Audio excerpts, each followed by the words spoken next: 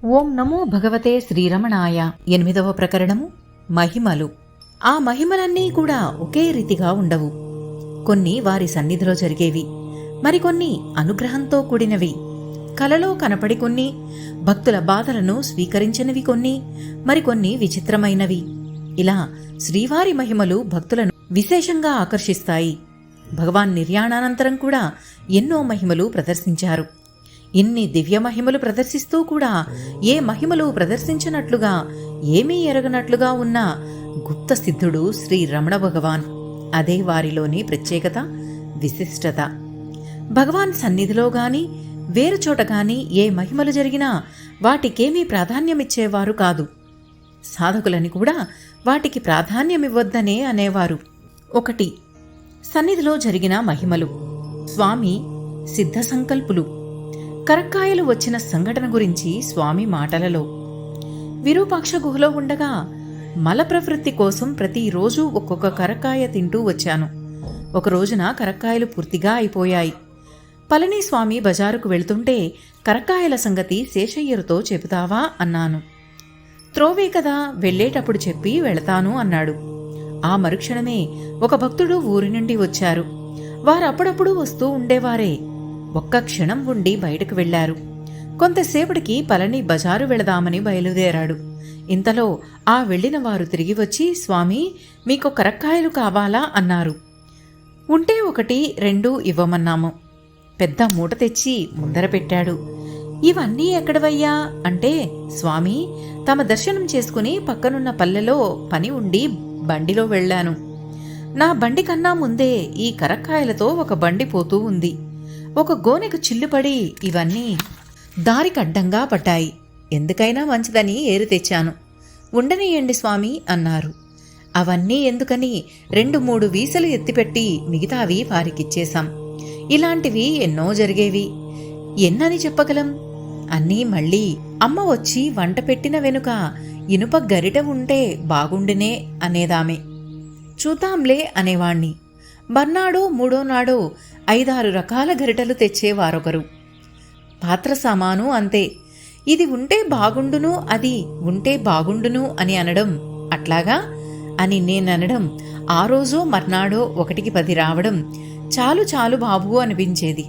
అవన్నీ ఎవరు కాపాడేది? ఇట్లాంటి సంభవాలెన్నో. అంతేమిటి, అవన్నీ భక్తులకు చెప్పేవారు. 2. ద్రాక్ష పళ్ళ సంఘటన భగవాన్ మాటలలో. అది ఇట్లాగే. మలశోధనకు మంచిదని ఎవరన్నా తెచ్చి ఇస్తే వాడుతూ ఉండేవాళ్ళం. ఒక రోజున పండ్లన్నీ అయిపోయాయి. ఎవరైనా అంగడికి వెళ్తుంటే చెప్పనా అన్నాడు పళనిస్వామి. చూద్దాంలే, ఏం తొందర అన్నాను నేను. అంతే. మరి కాసేపటికల్లా పట్నం నుంచి గంభీరం శేషయ్య అన్న వచ్చారు. చేతుల్లో పెద్ద పొట్లం. ఏమయ్యా అంటే ద్రాక్ష అన్నారు. సరే, ఇంతకు ముందే అయిపోయాయి అనుకున్నాం. నీకెట్లా తెలిసిందయ్యా అంటే, నాకేం తెలుసు స్వామి, ఇక్కడికి రాబోక్తూ రిక్తహస్తాలతో ఎట్లా పోవడమని బజారు వెళ్ళాను. ఆదివారం కదా, అంగళ్ళన్నీ మూసి ఉన్నాయి, ఒక్కటి తప్ప. భగవాన్ దగ్గరకు పోవాలి, ఏం ఉన్నదయ్యా అన్నాను.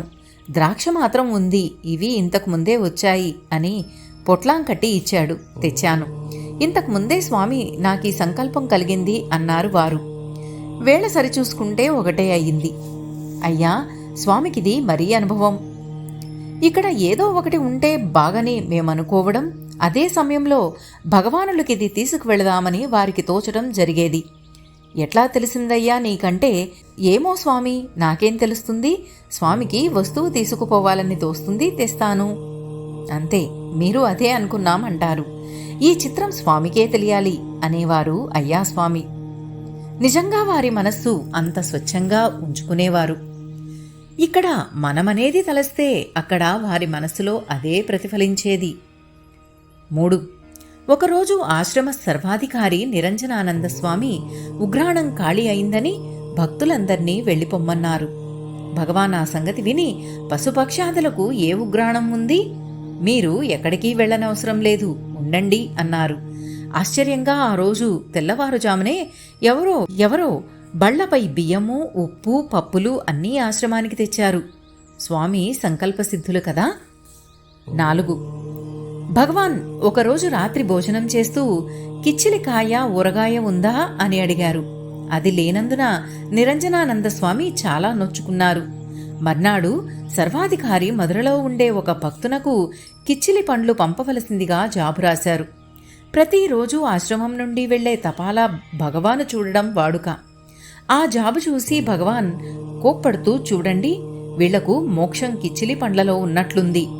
లేకుంటే వాటి కొరకు మనం ఒకరికి రాయవలెనా? అవి రావలసి ఉన్నా వాటంతట అవే రావా? సరి, మీ ఇష్టం వచ్చినట్లు చేయండి అన్నారు. అలా అంటూ ఆ జాబును భక్తుడు నరసింహరావుపై విసిరివేశారు. అంతటా అతడు వణుకుతూ బయటికి వెళ్తుండగా ఒక రైల్వే కాంట్రాక్టరు సీలు చేయబడిన 2 పార్సిల్ పుట్టలతో హాలులోకి వచ్చారు. ఆశ్రమానికి వచ్చే ప్రతి వస్తువు లోపలికి తీసుకువెళ్లే ముందు భగవానుకు తప్పనిసరిగా చూపుట ఆ రోజులలో అలవాటు. అప్పుడు వాటిని చూసి భగవాన్ నవ్వుతూ, ఏమి, ఈ పార్సిళ్లు కిచ్చిలి పండ్లా ఏంటి? తెరిచి చూడండి అన్నారు. వాటిని తెరిచి చూడగా ఆశ్చర్యము. అవి సాక్షాత్తు కిచ్చిలి పండ్ల బుట్టలే. తక్షణం వాటిని కోసి ఊరవేయడం కోసం వంట ఇంటిలోనికి తీసుకువెళ్లారు. మరలా భగవాన్, బహుశా ఒక బుట్ట తీయ పండ్లు, 2వ బుట్ట కాయలేమో చూడండి అంటూ వాటిని కలిపేయడానికి ముందు పరీక్షించడం కోసం ఒకరిని పంపారు. ఆ బుట్టలు తెరిచి చూడగా భగవాన్ ఊహించినట్లే ఉన్నాయి. అప్పుడు హాలులో ఉన్న వాళ్ళందరికీ తీయ పండ్లు ఒలిచి పంచిపెట్టారు. ఆ సమయంలో అక్కడున్న భక్తుడు జీవి సుబ్బరామయ్య ఆశ్చర్యమగ్నులై, ఈ సంభవం ఒక మహిమ అనుకోవాలా, లేక కేవలం కాకతాళీయమా అని భగవాన్ని ప్రశ్నించారు. అందుకు జాబుగా భగవాన్ యోగ వాసిష్టంలోని శ్లోకం ఒకటి చెప్పారు. దాని భావమేమిటంటే, ఈ ప్రజ్ఞయే చింతామణి, ఇది జ్ఞానుల హృదయపీఠికలో ఉంది. ఇది కల్పలత వల్లే తలచిన ఫలములను వెంటనే సమకూర్చునన్నారు. ఇంకా శ్రీ శంకరాచార్యుల వారు వివేక చూడామణిలో ప్రజ్ఞ అను పదానికిచ్చిన నిర్వచనాన్ని కూడా ఉదహరించారు. దాని తాత్పర్యమేమనగా, వాసనారహితము చిన్నాత్రము అగు తలంపునకు ప్రజ్ఞ అని పేరనిరి. 5. 1938-39 సంవత్సరంలో శ్రీ కంచి కామకోటి పీఠాధిపతులు శ్రీ శంకరాచార్య స్వాములు నెల్లూరులో చతుర్మాస దీక్ష గడుపుతున్న రోజుల్లో వారి భక్తులలో ఒకరి కుమారునికి అకస్మాత్తుగా మతిభ్రమణ కలిగింది. ఆ తల్లిదండ్రులు స్వామివారి వద్దకు వెళ్లి ప్రార్థించగా ఆచార్య స్వామి ఆ బాలుని చూసి, వీనిని శ్రీ రమణ మహర్షి సన్నిధిలో 10 రోజులుంచండి అని ఆజ్ఞాపించారు. అట్లే ఆ తల్లిదండ్రులు పిల్లవాణ్ణి భగవాన్ దగ్గరకు తీసుకువెళ్లారు. అతడు నన్ను అందరూ పిచ్చివాడంటున్నారు అని విన్నవించుకున్నాడు.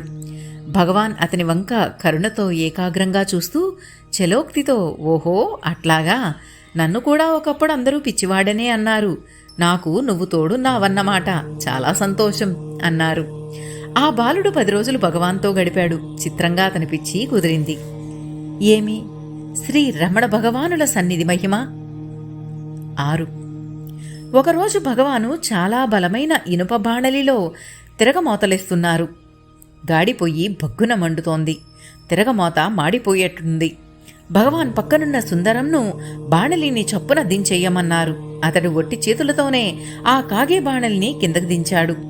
ఆశ్చర్యంగా అతనికి వేడేమీ తెలియలేదు, చేతులు కాలలేదు. భగవానుల సన్నిధి మహిమ వల్ల అతనికి ఏ హాని కలగలేదు. 7. 1923లో భగవాన్ స్కందాశ్రమంలో ఉండే రోజుల్లో కొండపాదం వద్ద ఉన్న అలగమ్మ సమాధిని భక్తులు నిత్యం పూజిస్తుండేవారు. ఆ వేసవికాలం సమాధి పక్కనే ఉన్న పాలితీర్థం ఎండిపోయింది.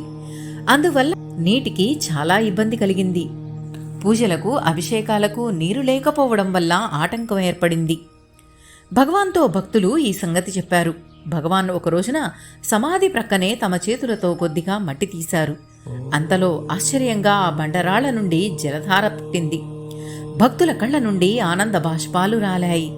పక్కనే ఉన్న గణపతి ముని ఉప్పొంగిన ఆనందంతో ఆ తీర్థాన్ని ఆఘశమన తీర్థం అనగా పావనాశన తీర్థం అని పేరు పెట్టారు. భక్తులు దానిని రమణ తీర్థం అంటారు. 8. కొందరు హిందీ జనులు పీజీ దీవి నుండి వచ్చారు. ఒకరోజు సాయంకాలం వారు స్వామితో, అన్ని భాషల్లో స్వామి చరిత్రలున్నాయి, కానీ హిందీలో లేదు కదా అని బాధపడుతున్నారు.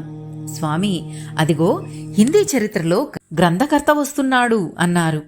అప్పటికతడు ఓరుగంటి వెంకటేశ్వర శర్మతో వచ్చు ప్రస్తావమే లేదు, జాబునూ వ్రాయలేదు. 5 నిమిషాలలోపు అతడు వచ్చాడు. 9. ఉత్తర భారతదేశంలో ఒక సంపన్న కుటుంబంలో లేకలేక ఒక పుత్రుడు జన్మించాడు. చాలా వైభవంగా వానికి బారసాల జరిపించారు.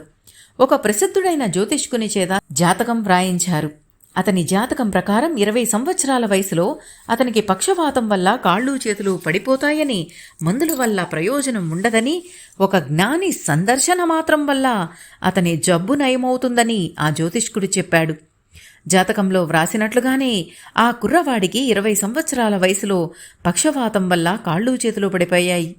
ఆ పిల్లవాడి తల్లిదండ్రులు సన్యాసులు, స్వాములు అన్నవారి దగ్గరకల్లా ఆ కుర్రవాణ్ణి వెంటబెట్టుకుని తిరిగి నిరాశతో ఇంటికి తిరిగి వచ్చారు. ప్రాచీనమైన ఈ ఋషుల భూమిలో ఒక్క జ్ఞాని అయినా లేడా అని విలపించారు. అనుకోకుండా వారింటికి ఒక దూరపు బంధువచ్చి, మీరు తిరువన్నామలైకి వెళ్లారా అని ప్రశ్నించాడు.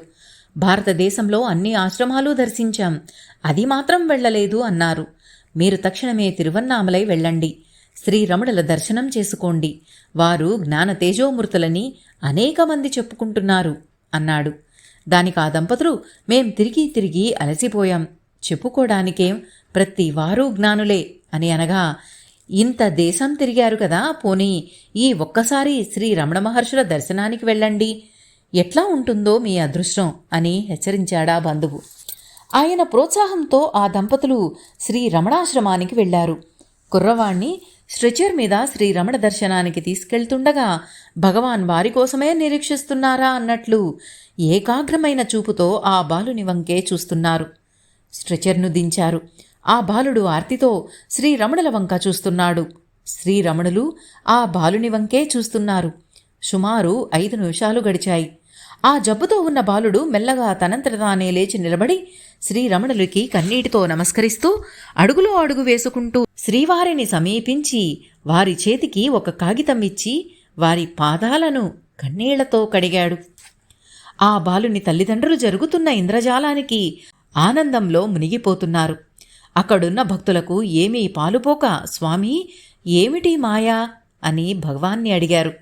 భగవాన్ కాగితంలో రాసిన దాన్ని చదివి పక్కనబెట్టి సహజ సుందర దరహాసంతో, ఏమో మనకేమి తెలుసు, జ్ఞాని సందర్శన మాత్రంతో వీరికి పక్షవాతం పోతుందని జాతకంలో వ్రాసి ఉందట, ఆ జాతకం ఇదిగో వీరే ఇచ్చారు అన్నారు.